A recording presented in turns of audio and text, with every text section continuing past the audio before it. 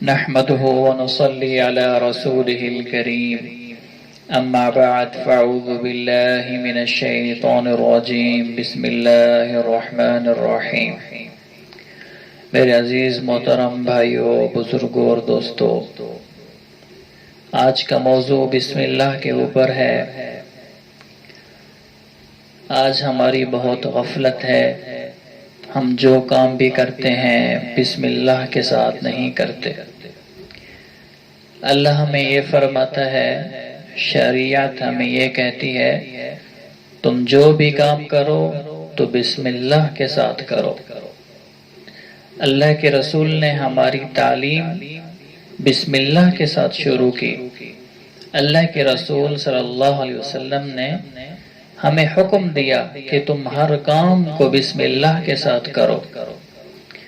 اگر سو کر اٹھو تو بسم اللہ پڑھو، بیت الخلاء کی طرف جاؤ تو بسم اللہ پڑھو، اور بیت الخلاء سے واپس آؤ اور وضو کرو تو بسم اللہ پڑھو، اور مسجد کی طرف جاؤ اور دروازہ کھولو گھر کا تو بسم اللہ پڑھو، باہر نکلو تو بسم اللہ پڑھو، مسجد کے اندر داخل ہو تو بسم اللہ پڑھو، جب نماز سے فارغ ہو دعا مانگو تو بسم اللہ پڑھو، گھر واپس آؤ تو بسم اللہ پڑھو، کھانا کھانے کے لیے بیٹھو تو بسم اللہ پڑھو، اور گھر سے نکلنے لگو تو بسم اللہ پڑھو، اور کاروبار کی طرف جاؤ تو بسم اللہ پڑھو، اور خرید و فروخت کرنے لگو، دکان پر بیٹھو تو بسم اللہ پڑھو۔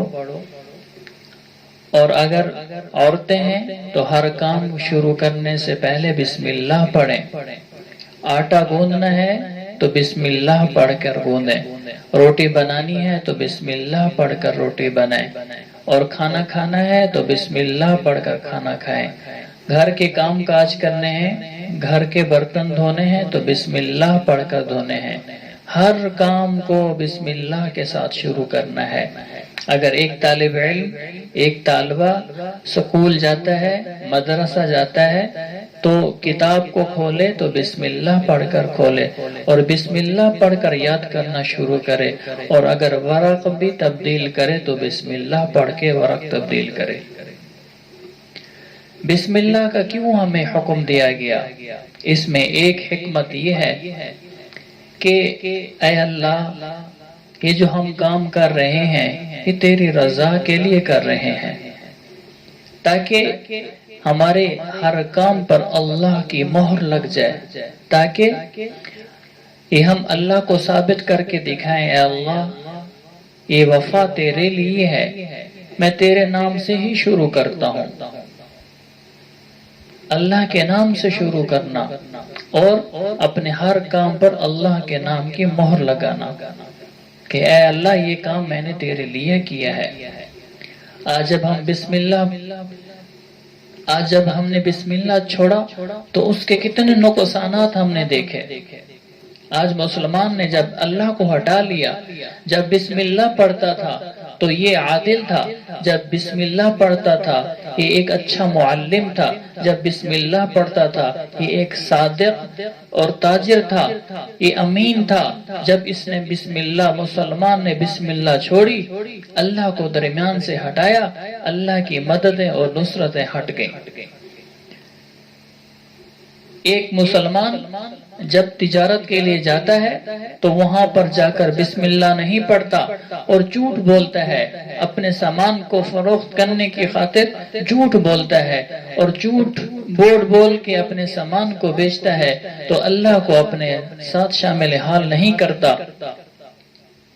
اور ایک جج جب عدالت میں جاتا ہے تو لوگوں کا فیصلہ سننے سے پہلے، مقدمہ سننے سے پہلے بسم اللہ پڑھ کے نہیں سنتا، اور وہ جج وہ کیا کرتا ہے؟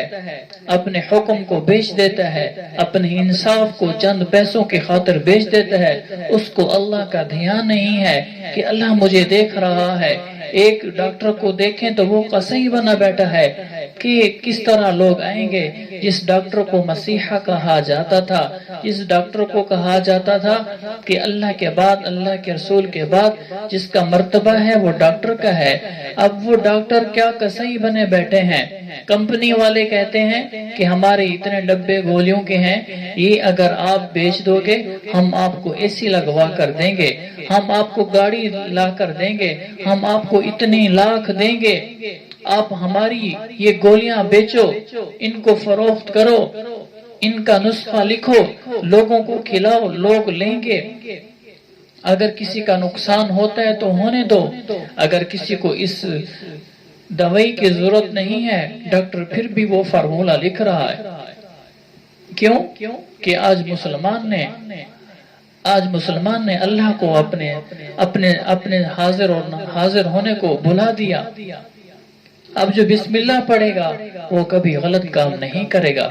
اسی طرح ایک مظلوم پولیس کے پاس گیا، تھانے دار کے پاس گیا، وہاں کا تھانے دار کو اللہ کا دھیان نہیں ہے، وہ ایک ظالم جاتا ہے، ایک مظلوم جاتا ہے، جب وہ کام ان کا لکھتا ہے، رپورٹ درج کرتا ہے، FIR درج کرتا ہے تو بسم اللہ نہیں پڑھتا. کیوں نہیں پڑھتا؟ اس کو پتہ ہے اگر بسم اللہ پڑھوں گا تو مجھے عادل بننا پڑے گا، مجھے عادل کرنا پڑے گا. مظلوم بیچارہ، مظلوم کو جیل ہو جاتی ہے، مظلوم کو انصاف نہیں ملتا، اور ظالم پیسے دے کر وہ دندناتا پھرتا ہے. اور اس کے بعد وہ وکیل رکھتا ہے، جو وکیل انصاف پرست ہوتا ہے وہ بسم اللہ سے کام شروع کرتا ہے. جو ظالم ہوتا ہے اس کو پتا ہے کہ میں کیا بسم اللہ پڑھوں، مجھے کیا مدد ملنی ہے، مجھے تو پیسہ چاہیے. وہ اپنے علم کو بیچتا ہے اور ظالم کا ساتھ دیتا ہے.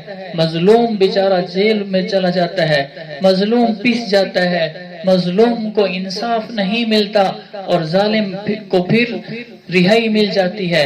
اسی طرح جج اپنا قلم بیچتا ہے، اپنے فیصلے کو بیچتا ہے. اسی طرح تاجر اپنی تجارت کو بیچ رہا ہے اور دھوکہ بازی کر رہا ہے، فراڈ کر رہا ہے. کس وجہ سے؟ کہ اللہ کو بیچ سے ہٹا لیا کہ میرا اللہ مجھے دیکھ رہا ہے. تو میرے عزیزو، ہر کام کو اللہ کی رضا کے لیے کرنا کہ میرا اللہ مجھے دیکھ رہا ہے، بسم اللہ سے شروع کرنا. ہر کام کو بسم اللہ سے شروع کرنا. اور بسم اللہ میں دوسری حکمت یہ ہے کہ مجھے اللہ نے جتنے بھی صاحب صلاحیت بنایا ہے، مجھے جتنا بھی ذہین بنایا ہے، مجھے جتنا بھی فتین بنایا ہے، اور مجھے جتنا ہی طاقتور بنایا ہے، اور جتنے بھی مجھے مالدار دیا ہے، کہ یہ مجھ سے نہیں ہو رہا. اس کام کو کرنے والی ذات وہ اللہ کی ہے، وہ اللہ اس کام کو کرا رہا ہے. اس اللہ نے اس کام کو کیا، میرے اندر اس کام کی طاقت نہیں تھی، یہ میں کام کر سکتا، یہ میں نے جو کام کیا ہے اس اللہ کی مدد کے ساتھ کیا ہے. اور بسم اللہ کی دوسری حکمت کیا ہے؟ بسم اللہ کی دوسری حکمت یہ ہے کہ میں کمزور جتنا ہوں، لیکن میں نے اس برکت والی ذات کا نام لیا ہے، اس اللہ کا نام لیا ہے. میں کمزور ہوں، ذہن کے اعتبار سے کمزور ہوں، طاقت کے اعتبار سے کمزور ہوں، مال کے اعتبار سے کمزور ہوں، لیکن میں نے اس اللہ کا نام لے لیا ہے، اس اللہ کو اپنے ساتھ شامل حال کر لیا ہے. اس کی برکتیں کیسی ہیں؟ جب انسان بسم اللہ پڑھتا ہے، وہ اللہ جو ساری قوتوں کا مالک ہے، وہ اللہ جس کا حکم چلتا ہے پوری کائنات پر، وہ اللہ جس کا حکم زمین اور آسمانوں پر چلتا ہے، وہ اللہ جس کا حکم پہاڑوں پر چلتا ہے، وہ اللہ جس کا حکم صحراؤں پر چلتا ہے، وہ اللہ جس کا حکم جنگلوں پر چلتا ہے، وہ اللہ جس کا حکم انسانوں، جنوں اور فرشتوں پر چلتا ہے، وہ اللہ جس کا حکم چرندوں، پرندوں، درندوں پر چلتا ہے، وہ اللہ جس کا حکم ساری فضاؤں پر چلتا ہے. اگر وہ زمین کو حکم دیتا ہے تو وہ زمین پھٹ جاتی ہے، اگر وہ زمین کو حکم دیتا ہے اس میں سے غلے اور اناج نکلنے لگ جاتے ہیں، اس میں پھل نکلنے لگ جاتے ہیں، قسم قسم کی سبزیاں نکلنے لگ لگ جاتی ہیں، قسم قسم کے پھل نکلنے لگ جاتے ہیں، قسم قسم کے غذائیں تیار ہونے لگ جاتی ہیں۔ اگر وہ پہاڑ کو حکم دیتا ہے تو اس میں سے پانی نکلنے لگ جاتا ہے، اور اگر وہ پہاڑ کو حکم دیتا ہے تو اس میں سے آئل اور گیس نکلنے لگ جاتا ہے۔ اگر وہ چیزوں کو حکم دیتا ہے، اللہ پاک سبب کا محتاج نہیں ہے، اللہ بغیر سبب کے سب کچھ کر سکتا ہے۔ اللہ نے بغیر سبب کے سب کچھ کر کے دکھایا۔ اللہ پاک نے بغیر زمین کے زمین کو بنایا، بغیر آسمان کے آسمان کو بنایا، بغیر سورج کے سورج کو بنایا، بغیر چاند کے چاند کو بنایا، بغیر ماں باپ کے آدم علیہ السلام کو پیدا کیا۔ وہ اللہ جس نے بغیر باپ کے مریم علیہ السلام، کنواری مریم علیہ السلام میں سے عیسیٰ علیہ السلام کو پیدا کیا۔ وہ اللہ جس نے عیسیٰ علیہ السلام کو صلاحیت دی وہ مردوں سے بات کرتے اور وہ مردوں کو زندہ کر دیتے۔ وہ اللہ جس نے یونس علیہ السلام کو مچھلی کے پیٹ کے اندر زندہ رکھ کر کے دکھایا۔ وہ اللہ جس نے اصحاب کہف کو 309 سال تک سلا کر پھر زندہ کیا، جس نے عزیر علیہ السلام کی سواری کو دوبارہ 100 سال کے بعد زندہ کیا۔ وہ اللہ جس نے صالح علیہ السلام کی اونٹنی کو پتھر میں سے زندہ کر کے دکھایا، پتھر میں سے صالح علیہ السلام کی اونٹنی کو نکالا۔ یہ کون ہے؟ یہ اللہ ہے۔ یہ کون ہے؟ یہ کرنے والی ذات کس کی ہے؟ اللہ کی ہے۔ کہ مجھے اللہ کا دھیان نصیب ہو جائے کہ میں یہ جو کام کر رہا ہوں کہ اللہ مجھے دیکھ رہا ہے، اللہ میری سن رہا ہے، اللہ کی معرفت مجھے مل جائے، اللہ کا عشق مجھے مل جائے، اللہ تعالیٰ کی رفاقت مجھے مل جائے، اللہ کا احساس مجھے مل جائے۔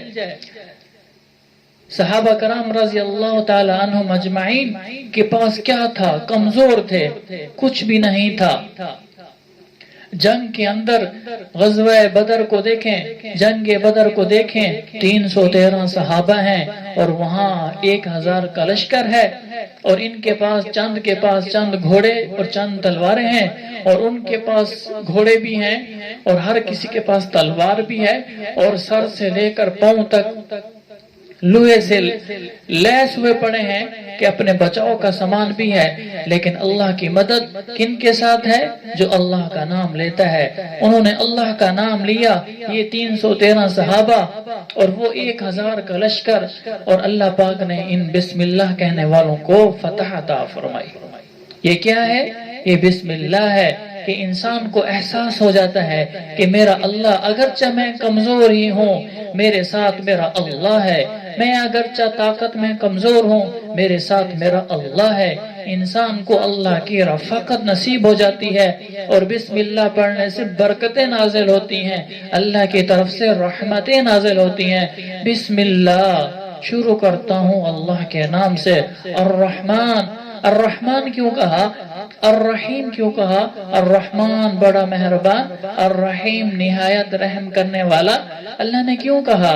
حالانکہ یوں بھی تو کہا جا سکتا تھا بسم اللہ المنتقم، بسم اللہ الجبار، بسم اللہ القہار، بسم اللہ القوی القادر، یہ بھی تو کہا جا سکتا تھا۔ نہیں، میرے اللہ نے کیا اتارا کہ میرے بندو ہر کام کرنے سے پہلے میری 2 صفتوں کو یاد کرو، جو صفتیں 2 صفتیں جو مبالغہ کے طور پر ہیں۔ رحمان سب سے بڑا مہربان، رحیم سب سے زیادہ رحم کرنے والا۔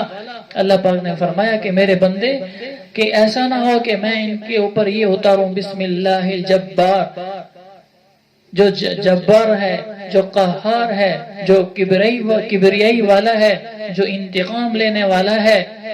کہیں ایسا نہ ہو کہ میرے بندے خوف زدہ ہو جائیں، کہیں ایسا نہ ہو کہ میرے بندے مایوس ہو جائیں۔ اللہ نے اپنے بندوں کو مایوس نہیں کیا، اللہ نے اپنے بندوں کو خوف زدہ نہیں کیا۔ اللہ پاک نے اپنے بندوں کو یقین دلایا کہ تم مجھے یاد کرو گے اور مجھے اپنے ساتھ رکھو گے اور میری ذات سے نا امید نہ ہونا۔ اللہ نے 2 صفتیں نازل کی کہ میرے بندے کہ تم میری 2 صفتوں کو، رحمان ہونے کو اور رحیم ہونے کو یاد کر کے بسم اللہ پڑھ کے کام شروع کرنا، میں تمہاری مدد کروں گا۔ تو میرے عزیزو، آج سب بھائی سب بہنیں اس چیز کا ارادہ کریں کہ ہم جو بھی کام کریں گے بسم اللہ الرحمن الرحیم پڑھ کر شروع کریں گے۔ جو رشوت لیتے ہیں وہ رشوت سے توبہ کریں، جو جھوٹ بولتے ہیں وہ جھوٹ بولنے سے توبہ کریں، کوئی بھی کام کر رہے ہیں بسم اللہ پڑھ کر شروع کریں کہ میرا اللہ مجھے دیکھ رہا ہے، میں زیادہ نفع نہیں لوگا۔ اگر ایک تاجر تجارت کرتے ہوئے اپنے چیز کو بیچتا ہے اور جھوٹ بول کے بیچتا ہے اور زیادہ قیمت اگر 1000 کی چیز ہوتی ہے کہتا ہے میں نے 1000 کی چیز ہے، اگر 1000 کی چیز ہوتی ہے کہتا ہے کہ میں نے جو ہے نا اس کو 1000 میں ہی بیچ رہا ہوں، اور آپ جتنا نفع دے دیتے ہو دے دو 50-100، حالانکہ وہ چیز اس کو 500 کی پڑی ہوتی ہے، وہ بتا رہا ہوتا ہے کہ میں نے 1000 کی لی ہے، میں آپ کو 1100 میں دے رہا ہوں، یہ ظلم کر رہا ہے۔ تو میرے عزیزو، ہم انصاف کو لے کر آئیں، اللہ کو اپنے سامنے پائیں کہ اللہ ہمیں دیکھ رہا ہے۔ آج سے ہم سب بہنیں اور بھائی اس چیز کا ارادہ کریں، ہم ہر کام کو بسم اللہ الرحمن الرحیم سے شروع کریں گے۔